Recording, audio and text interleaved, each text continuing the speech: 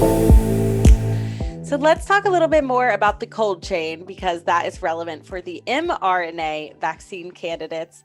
Um, I think the big hurdle here is that the pharmacies in your neighborhood don't have the necessary refrigeration units to keep something as cold as it needs to be. There is a REIT stock that I have heard some fools asking questions about in Slido in the past few segments we've done. It's called Americold Realty Trust, and it's a REIT stock that does refrigeration real estate. Have you ever heard of this, Keith? I have. I'm not extremely familiar with Americold. I did notice, though, Corinne, that the stock dropped a little bit this morning. And so you Okay. might think, well, why would that be when Moderna's mRNA vaccine requires ultra cold storage?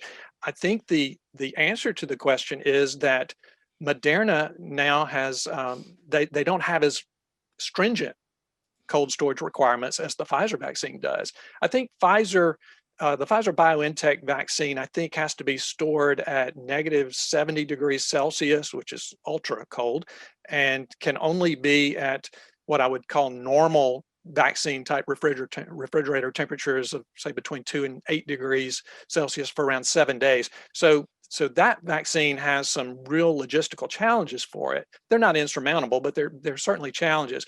Moderna had previously said that their vaccine could be shipped at around negative 20 degrees Celsius and then refrigerated for up to 7 days. But um, now they're saying they've got a formulation that can stay refrigerated for up to 30 days and actually even be kept at room temperature for up to 24 hours. So that's great news for the logistical challenges involved with the vaccine. And it could be not so great news for some of these cold storage stocks. Definitely. And kind of on that same note of what stocks are going to win, no matter which companies truly finally get that green light, we have a question on Slido that I think is good. BFOF, best friend of Fool, Mike Miggs would like to know what companies are these two vaccines going to be produced by? The picks and shovels, for instance, who produces the vials? Which stocks will win regardless of which company actually makes the vaccine? Keith, do you have any initial thoughts here? Off the top of my head, unfortunately, I don't know who the exact companies that these particular Pfizer, BioNTech, Moderna have contracted with. But one of the stocks that you could watch out for is Emergent Biosolutions.